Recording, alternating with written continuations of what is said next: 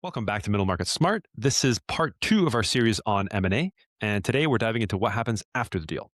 This is where success is really determined, post-acquisition, integration, and the critical first 100 days. Bill, I'll pass it over to you to reintroduce our guests and take us into the conversation of part two. Yeah, thank you, Patrick. This part, I don't know which part is better, part one or part two, because now we're into the first 100 days post deal. We're really getting into the nuts and bolts of the integration about systems, certainly people, and everything else. So, our two experts again, Mark Ianni, he's been CEO of a PE held property management and construction company, CEO of another PE managed services and BPO company. He was president of NextEra Energy and spent a decade with GE Capital in leadership roles. And Mark Beliczky was a senior operating executive with PepsiCo, Yum Brands, UBS, and Citigroup before spending time as an executive with Carlyle Group, where he saw lots of deals and led the firm's national practice in asset development and operational excellence. He was CEO also of ProHome, and he's led many company turnarounds of all sizes and scaled a number of mid-market companies to national prominence. Welcome back, guys. And now we're going to really get into the integration stuff. So, we've talked a lot about preparation and the transition itself in part one of this series. And while many acquisitions look strong on paper, execution after the deal is typically where outcomes are determined. Where, in your opinion, do experienced operators create the most value during integration and post integration as well? Yeah. So when we look at value creation and we can look at either strategic acquirers or private equity, they're all focused on value creation. So value is not created at signing. Signing is an event, it's episodic. Value is created after the closing. And that's what's really important. It's less about the deal. And now it's more about let's move into the execution mode. And how do we do that? So experienced operators focus on where value actually gets created in the process.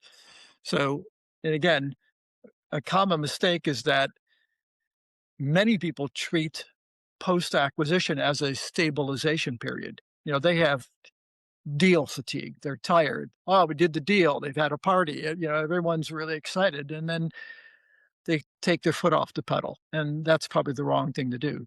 So the most important point, and this is backed up by research by Bain and McKinsey, the first 100 days sets the momentum for the whole transaction. Getting the first 100 days is critical. So experienced, operators, they move early. They're on day one. They have a plan. They're ready to go. Their teams are aligned. They create clarity. And the important part is clarity. So what do? You align your leadership teams, you define your priorities, you communicate directions. When you do that, what do? You reduce uncertainty, you speed up decision making, and this signals confidence by everyone on the team. So these are really important things.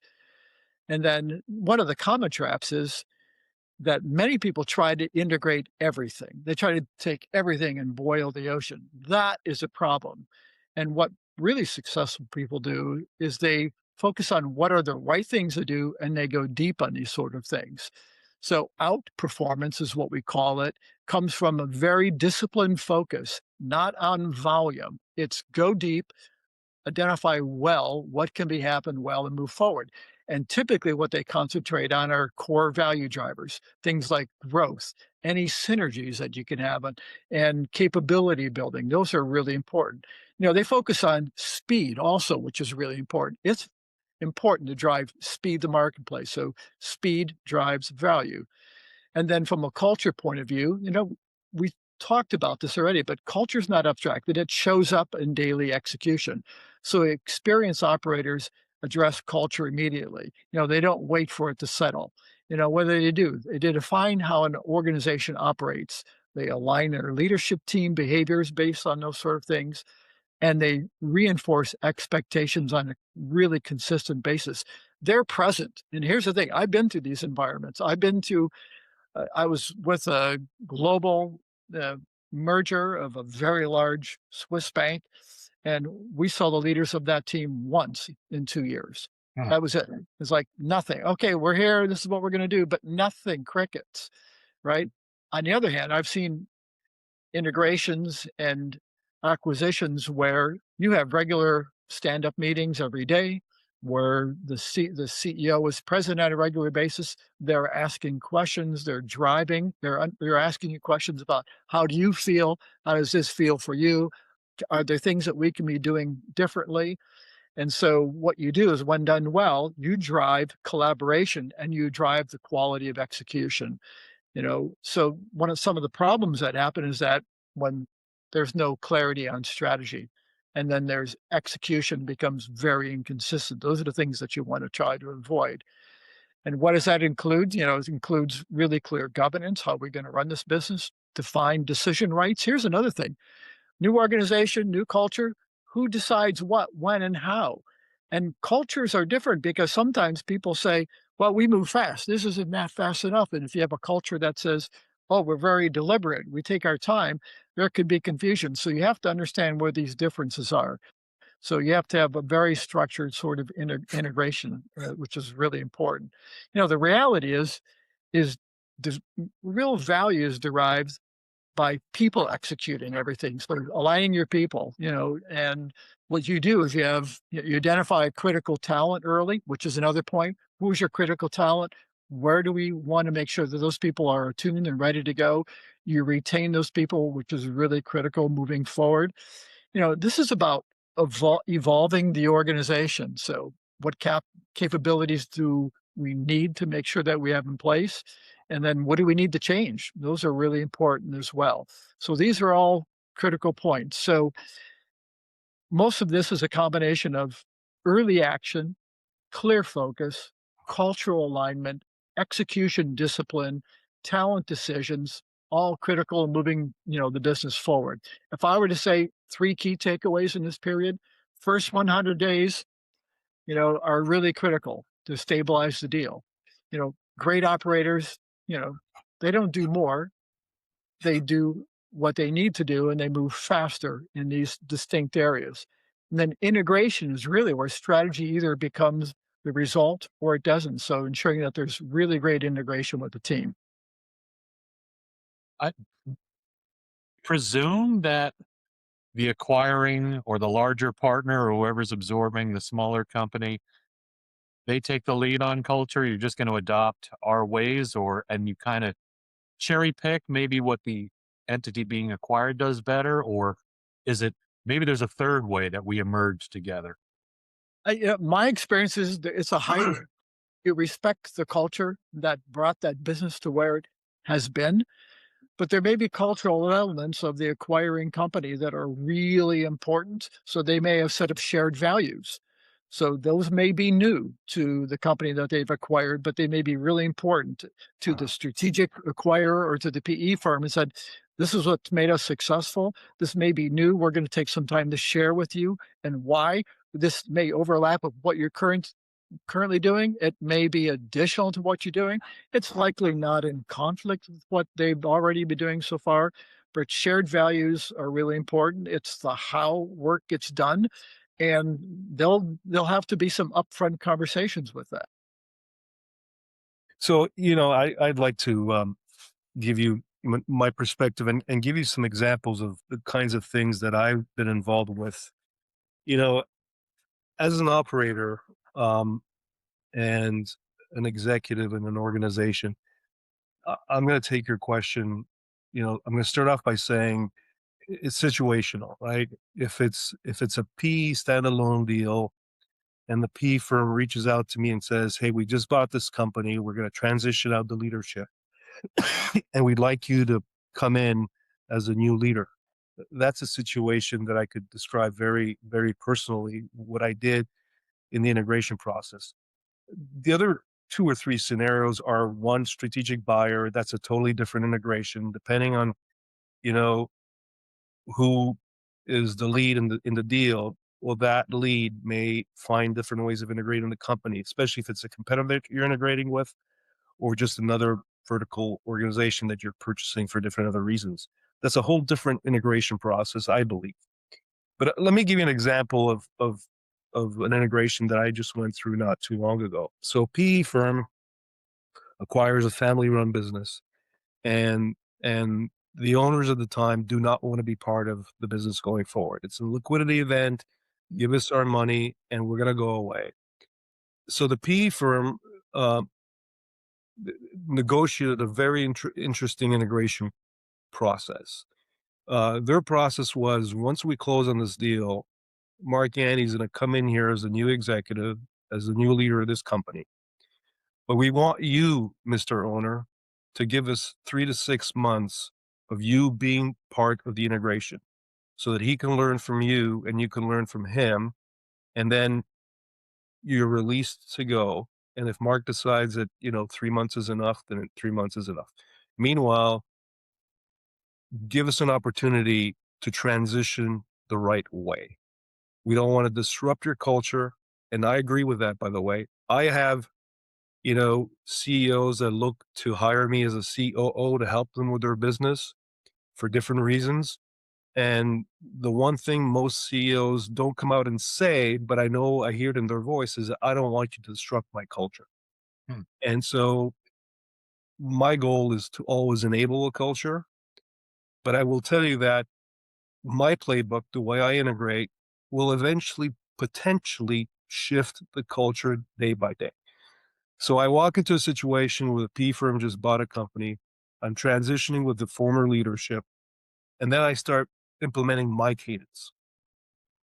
If it exists, great. There's nothing much more that I could do or want to do. But the biggest thing I do on day one is communication.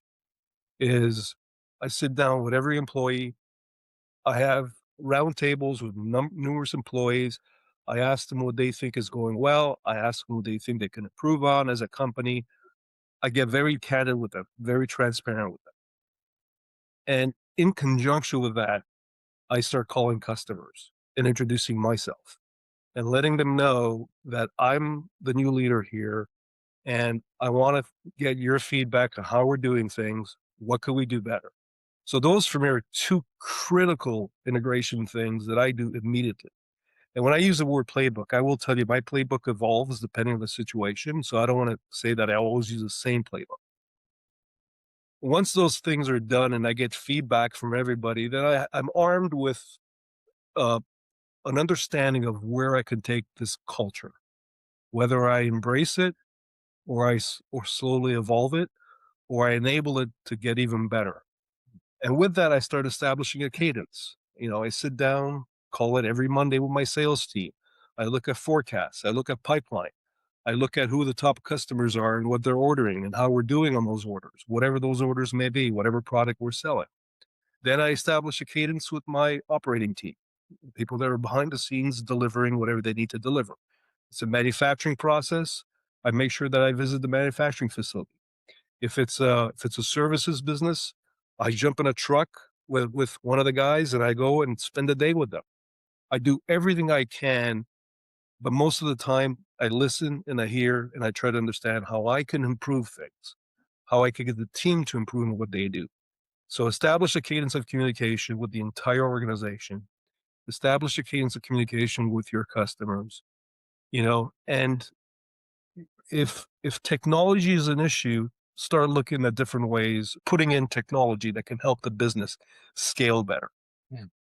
If somebody's using QuickBooks, it's not a bad thing, but there are better things out there. If there's no ERP system or MRP system, we got to start thinking about evolving towards that process. And I will say that, talking about technology,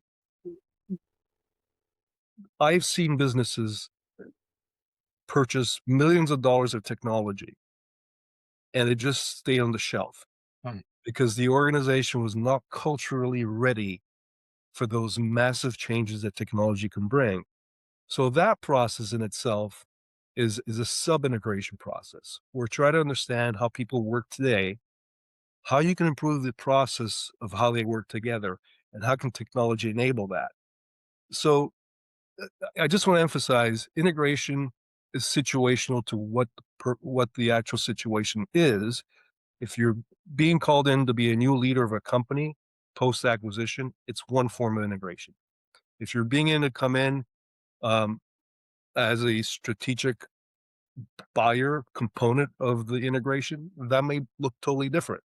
There might be a lot of change management going on.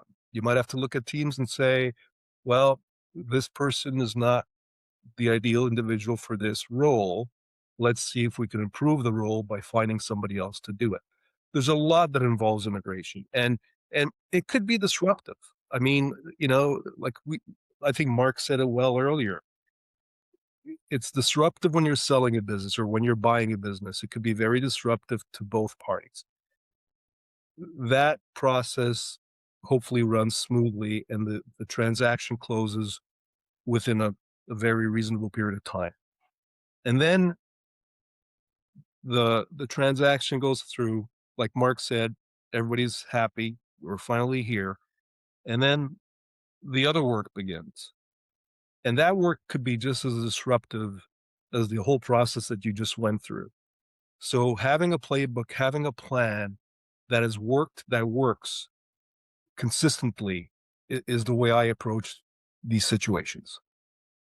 It feels like the elephant in the room is we have to assume there's some redundancies, there's some cost savings to be had, there's some efficiencies to be had. So in the context of that first 100 days, is cost cutting and wringing out, redundancies. Is the pressure really strong to do that? Or maybe that's for enterprise companies. They have earnings calls and, they want to see some investors and the street wants to see some efficiencies. And there's a little longer ramp for middle market companies, or no, it's the first 100 days. We're going to move decisively. That includes redundancies and finding efficiencies. Bill, that's a good question. And not all situations require, you know, operational efficiency does not necessarily mean cost cutting. It just means doing things better, to have an improvement mindset.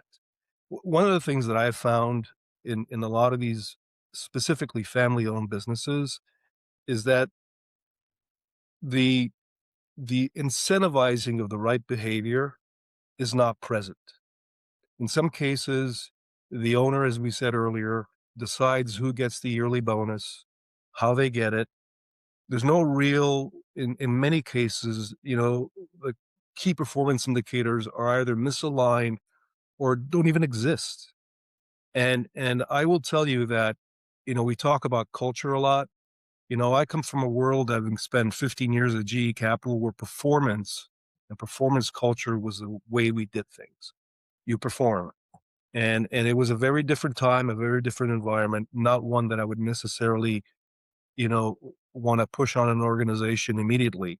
But you raise a good point about cost cutting.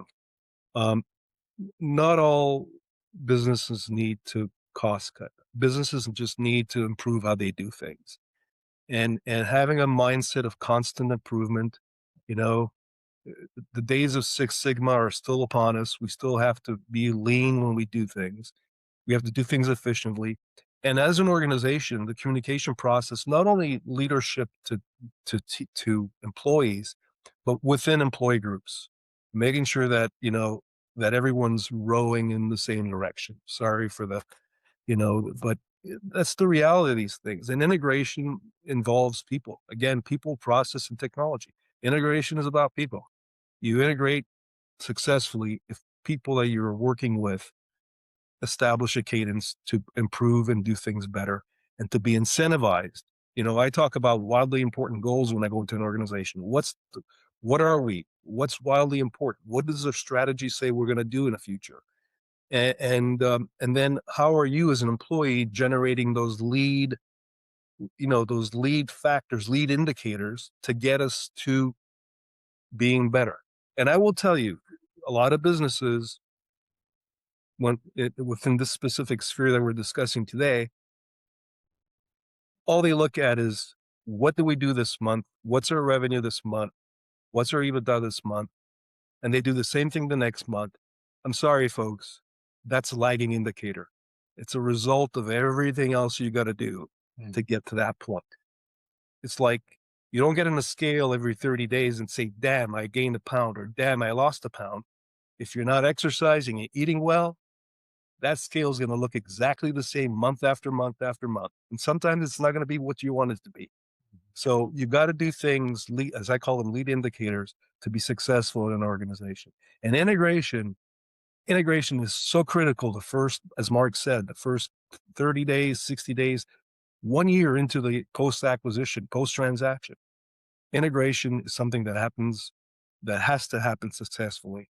Otherwise, your business will show some performance shortfalls. Yep. I think Mark and I think pretty similarly. I have my 3 Ps. So people, purpose, and performance. It starts with people, and that's the first thing I do. Similar to Mark, I spend time when I took over as the CEO of a firm that was acquired by a PE firm. First thing I did is, the exiting CEO said, "What do you want to do first?" I said, "Would you please schedule a meeting with every single team member here?" I like to have meetings with them. And then I had meetings with every single leadership group and had meetings with them and listened. And then, so it's being able to understand where you are with your people, and then purpose. What's the why of the organization? I mean, what I've found is that most people lack alignment in an organization. So is the organization aligned? Do they have a clear purpose? Do they have a mission? Do they have a vision? Do people live it, or is it just window dressing? Because Mm. that is not going to be helpful. And most organizations, it's window dressing. It's not real. But when you have a compelling purpose, mission, and vision, you drive alignment, then you drive empowerment, and you drive freedom within the organization. People make decisions. That may be new for a lot of people, very frankly. They may not be ready to make decisions. But if you want a culture where you need fewer managers, where people can make decisions, or where you push decision making to all levels of the organization, then it gets really exciting. And then performance. One of the things and it takes time to understand where performance is, but you know, you want to. Mark has been a world-class operator. One of the things that we look at is performance variability. Where is it? Where is it this month? Where is it that month? You have leading indicators, you have lagging indicators. It takes time to pull all that data together, and then you kind of level set where we are and say, fine, from this, it makes sense that we can move in this sort of direction. So you spend a lot of time understanding, asking questions, and then driving alignment within your organization. And then that has to happen really quick. I like what you just said, Mark, and I want to give you guys a couple of examples that are very typical of, if I go back to the situation where a family generational business is sold, let's say sold to a financial buyer like a private equity firm. The one thing that I've seen over and over again, and it happens very, very often, is a family run business, say they're 100 million in revenue or 50 million in revenue, mid-market business. Typically, the owners don't really share a whole lot of financial information with the team, right? Um, it lends itself, they think, to the employees saying, "Wow, he's making all these millions and he's paying us $80,000 a year." It's just not fair. It Mm. creates a little bit of a situation where you don't have to have that situation. So what I've done is I've gone in, and I remember in two specific situations where I opened up my books to the organization. I said, "This is what we did last month in revenue. This is what our costs look like, and this is where I think we can get better." And I remember walking out of those meetings with a vast group of employees, and they're all saying, "Wow, you actually shared what kind of money we're making." And for that specific organization, that was a culture change beyond reason. Like, they couldn't believe that you're sharing this information with us, that you're telling us how much money you're making, how much money we are making. And I said, why would I not share that with you? The more you know about your own business, the more driven you're going to be to make it successful. Uh-huh. And I will tell you, it happens in every situation I've been involved with, where owners of businesses, especially family run businesses, they like to keep certain things, especially financials, very close to their vest. Only very few people know how much money the company is making. And I think that's a mistake. How do you guys deal with, um, from a technology standpoint? Maybe there's both sales organizations are using different CRMs, or maybe more pertinent is, um, we're nowhere on AI adoption, and we're almost, we've got some level of maturity and implementation for agentic AI. How do you, with systems and technology, how do you deal with that?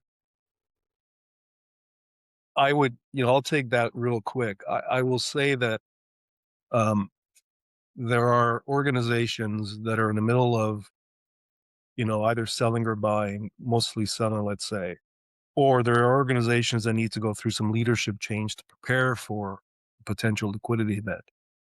And this AI stuff scares them to death. Scares them to death. There's a lot of reasons for that. Some of it is confidentiality of data and data being out there. And then just people are, in most cases, businesses of a certain level, certain size, are not exactly embracing anything right now that involves AI. But to your point, Bill, I mean, yeah, integrating a business, or say it's a strategic buyer and there are two different CRMs, uh, that in itself is a very vast integration process of picking the one you're going to go with. You can't go with two. Data gets lost if you have two systems. And whatever you embrace, you better make sure that the other half of the organization is trained on it and learns it and uses it effectively. We know you've heard this before, guys. Garbage in, garbage out. Mm. You can have the best system in the world. If you're not putting the right data in that system, you're not going to get the right data coming out. So I think it's critical. But AI, Bill, I think AI is still at a place in these mid-market companies, organizations, where it is an unknown and people are kind of afraid of the unknown. But Mark's a big AI guy, and I'm sure he has a different opinion. No, you'll be surprised to say that I'm going to hold back on AI. It's, um, I mean, it's one of the things that I do want to talk about, and we'll kind of get ahead of the curve a little bit. AI is really helping mergers and acquisitions, but it's not going to help make really good decisions, Mm. and that's where leadership comes in and people still come in. It's great as a data, you know, accumulator and an assessment tool, and there are good ways. It's mostly effective right now in assessing deals, right? Because it takes big bodies of data and helps you manipulate that data and look at it. But it's not helping so much right now in the integration phase of where we are. And it's still an evolving area for businesses. So there are risks and a lot of uncertainty. There are really great ways to do this and driving efficiency, but it still comes down to people and making decisions and in people's intuition and insights, and that AI can't solve for you right now. Tell you about culture, right? Yeah. AI is not going to do your interviews for all of your key personnel and say, how are they thinking and feeling? What should I be doing? It's not going to probably give you a sense of what are the leading indicators that I should be looking at in this business. I mean, so those are some of the things that it's still not capable of doing. It has its limitations, but it still comes down to judgment and human factor. Yeah, you guys are hitting a similar note to one of your colleagues who's a CIO who says, assume AI is baked into things. Focus on building capabilities and improving those, and AI is a tool and a function and a catalyst for automation or efficiency or whatever, but focus on increasing capabilities, not AI for AI's sake. So And I think Yeah, AI is not a strategy, by the way, because I've heard, CEOs say, well, what should be my AI strategy? No, that's the wrong question. What is your strategy? AI is a tool. Let's figure out how to use the tool that supports the strategy that you like to implement within your organization. I think when it comes to, a culture, maybe mismatch or a culture fit is less about, the actual AI strategy and more about the approach towards AI and maybe the overall um, curiosity, knowledge, and their approach towards AI. Less like, hey, we're using this specific AI tool and you're not. More about like, hey, um, what's the appetite for it? Might be a good way to put it. Yeah, and AI has its limitations because AI reflects the body of current knowledge in the world. It doesn't help you project, oh, how about innovation? How about what's the possibility space for this business? What are we not capturing here to drive innovation that we might be able to capture? That is a human function where you're going to drive customer intimacy and understand what the customer wants. AI is not going to help you with solve that right now. That's going to be our intuition in a sense of where we want to take the business. I think, not to sound that I wouldn't embrace it. I would just say that there are places within an organization where AI, to what Bill said earlier, AI could improve efficiencies, right? I hate to say this in front of Bill, but if you have 3 marketing people and you could use AI and you only need one of them, then so be it. Sorry, Bill, that's a bit of a I'm actually a robot. I'm a cyborg anyways. there you go, there you go. But there are places where I think, especially we're talking about integration, where you could use the AI tools available to you, where you can make things better for the organization, for sure. Yeah. I wanted to go back to a point that, Mark was talking about systems and systems being used and Bill, the question you asked. First of all, when you look at systems and the systems people are using right now, people may not be optimizing the systems that are in the organization. So it may be sub-optimized. So that's a question. Going back to Mark's point about you have to ask questions. Well, how well are we using this? Oh, well, you're using 1/10 of it. Well, it's not the system, it's the fact that we're not up to speed and we're sub-optimizing it. So I think that's an opportunity. So leveraging the system effectively. And then, frankly, there may be a highly efficient system that maybe an acquiring company may be having that is a 10x driver of performance that they may not know about. So you may want to say, oh, that's great, but we have something that can 10x and let me show you how to do it. And here's the magic question, which is what's in it for me? So one of the things that oftentimes never gets asked with team members is here's what's in it for you. We can do the following. This will make your situation go X times faster if we use this, and this is why we chose to do it. If you take time to explain it, then people say, "Oh, that's cool. Let's sign up for that." That's a change we'll need to make.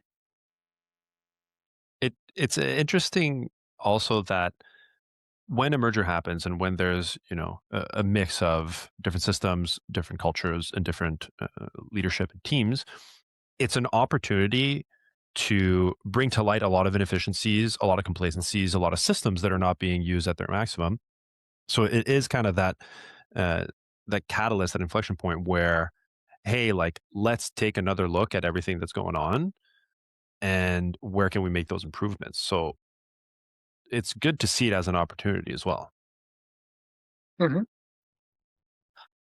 Yeah, and I think people shouldn't assume just because you're now part of a large organization that everything's going to change.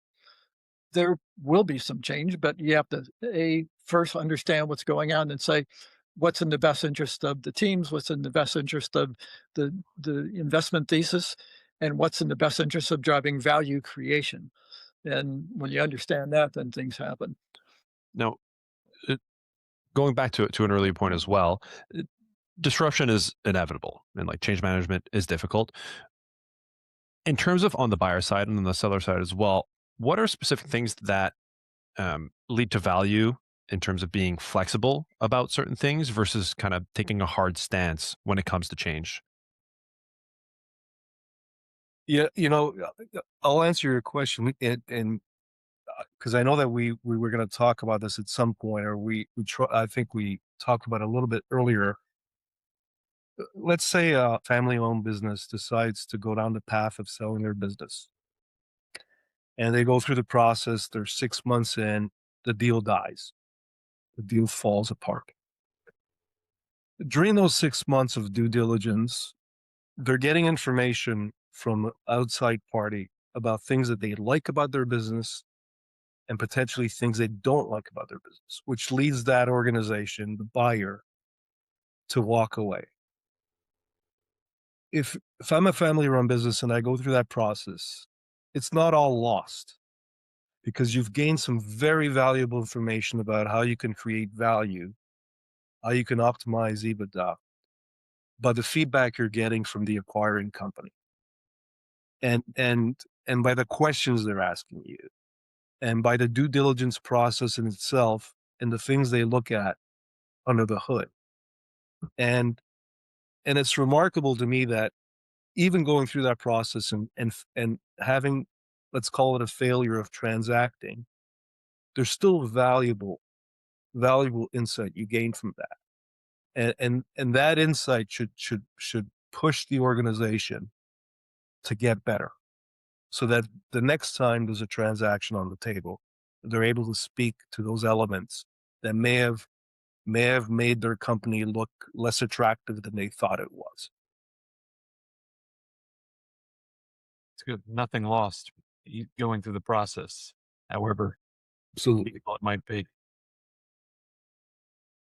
Experienced executives often say the real work begins after closing, those 100 days that we talked about.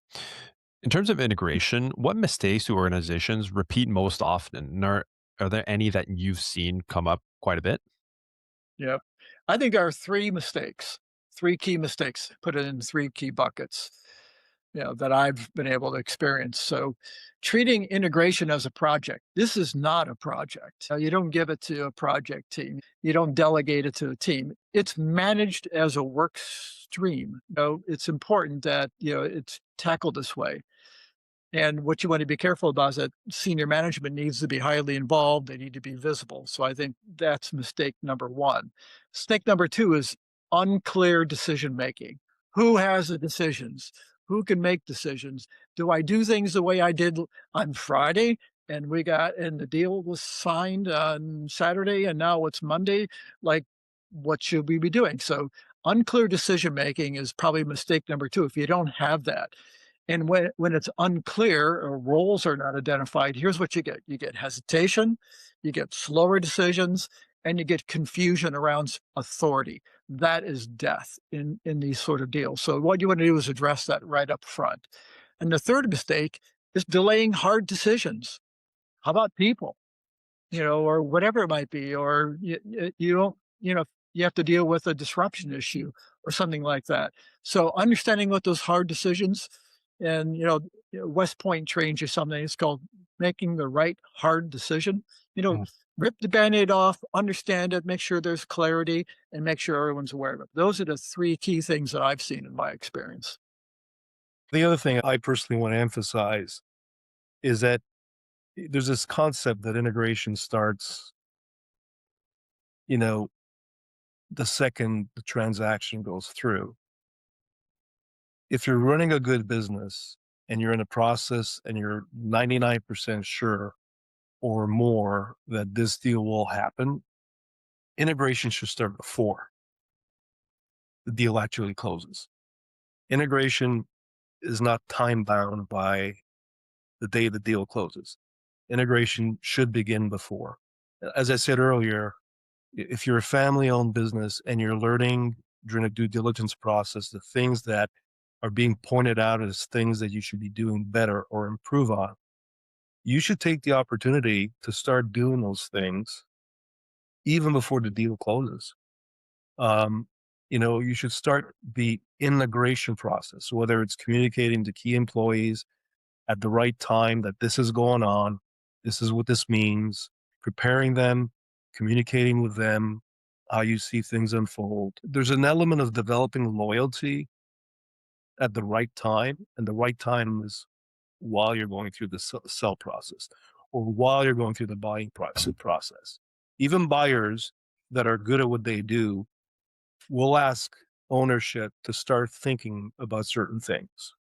Um, you know, in some cases, like I've been involved with this when I was in the process of selling a company, the buyer asked me to write up a 120-day bonus that the individual will get if they remain with the company post transaction. See, that's an integration thing. Hmm.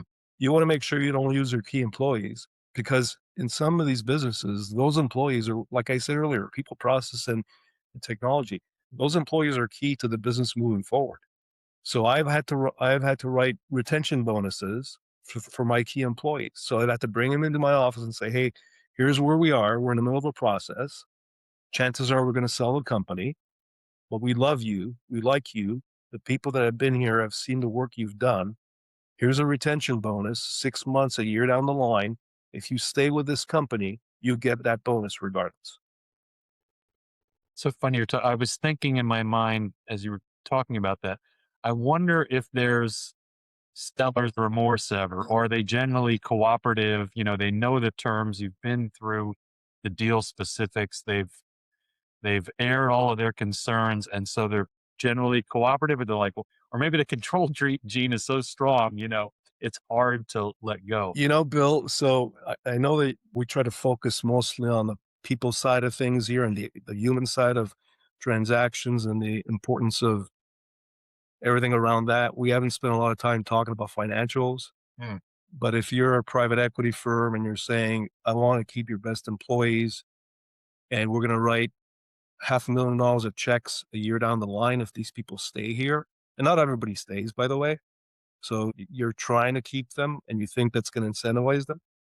But that's, that's an acquisition cost. It's Hmm. below the EBITDA line, right? So if you spend it, it's part of the acquisition cost, which, we can talk about valuations and how different firms do different things with valuations and what valuations look like post transaction.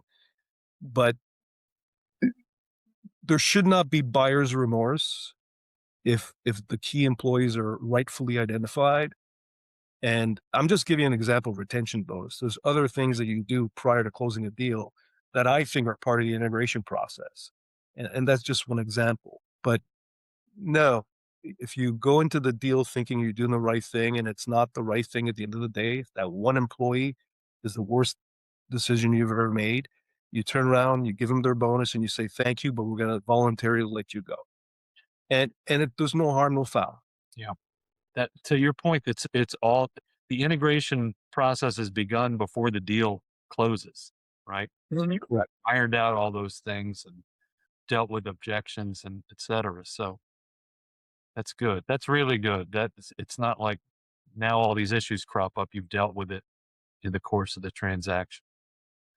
Well, that sounds like a great place to stop here, guys. You have really armed us with amazing questions and perspectives and thoughts to work through, process stuff, the little intangibles we didn't think of. So I really thank you both. This has been wonderful.